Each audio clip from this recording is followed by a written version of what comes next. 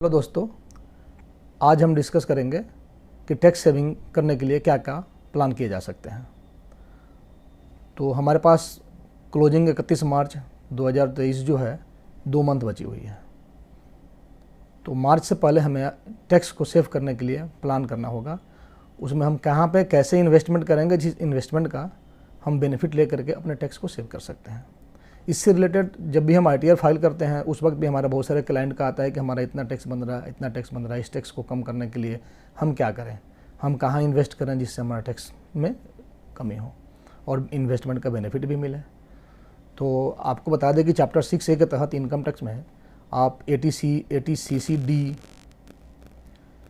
ATCCD 1B, ATD, ATE, ATTTA, ATTTB, ऐसे बहुत सारी सेक्शंस हैं जिसके अंतर्गत आप इन्वेस्टमेंट करके अपना टैक्स भी बचा सकते हैं और उस इन्वेस्टमेंट के ऊपर एक अच्छी खासी रिटर्न भी पा सकते हैं आप। तो ATC में नॉर्मली सब लोगों को पता है कि लाइफ इंश्योरेंस कवर होता है, बट ऐसा कुछ नहीं है कि वो लाइफ इंश्योरेंस ही कवर होता है। और लाइफ इंश्योरेंस में साथ साथ उसमें सुकन्या योजना जो है गवर्नमेंट की, वो भी उसमें कवर होता है। साथ में हम जो अपने बच्चों को स्कूल फीस देते हैं उस स्कूल फीस के अंदर ट्यूशन फीस होता है कुछ, वो ट्यूशन फीस का भी हम क्लेम ले सकते हैं ATC के तहत में।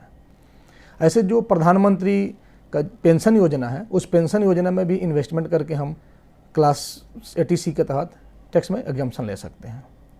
ATD में हम मेडिक्लेम लेकर के 25,000 से 35,000 तक का बेनिफिट ले सकते हैं।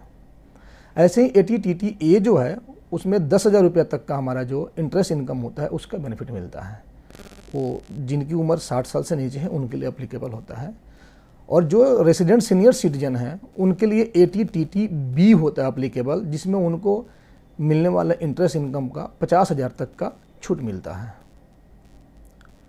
साथ में कुछ ऐसे म्यूचुअल फंड SIP है, आप SIP भी करके म्यूचुअल फंड में इन्वेस्टमेंट करके भी टैक्स सेविंग कर सकते हैं जिसमें रिटर्न्स अच्छी मिलेगी। उसमें आपको ELS फंड होना चाहिए जो लॉकिंग पीरियड 3 ईयर्स के लिए होता है, वो टैक्स सेविंग के दायरे में आता है ATC के तहत। साथ ही बहुत से ऐसे लोग हैं जिन्होंने नौकरी करने वाले हैं, वो नौकरी कर रहे हैं, उन्होंने अपनी नौकरी करने के बाद जो भी उनके खर्चे होते हैं लाइक द सबसे मेजर एक्सपेंसेज होता है रेंट का एक्सपेंसेज, वो रेंट के एक्सपेंसेज की अपने कंपनी में स्लिप दायर नहीं करते हैं और उनकी रिटर्न जो फाइल होती है 26A में शो नहीं होता है, TDS में डिडक्शन TDS नहीं मिलता है, मैक्सिमम कट जाता है, तो उनको भी प्रॉब्लम आ रही है इनकम टैक्स में उस रेंट के अमाउंट को क्लेम करने में। तो जो भी आप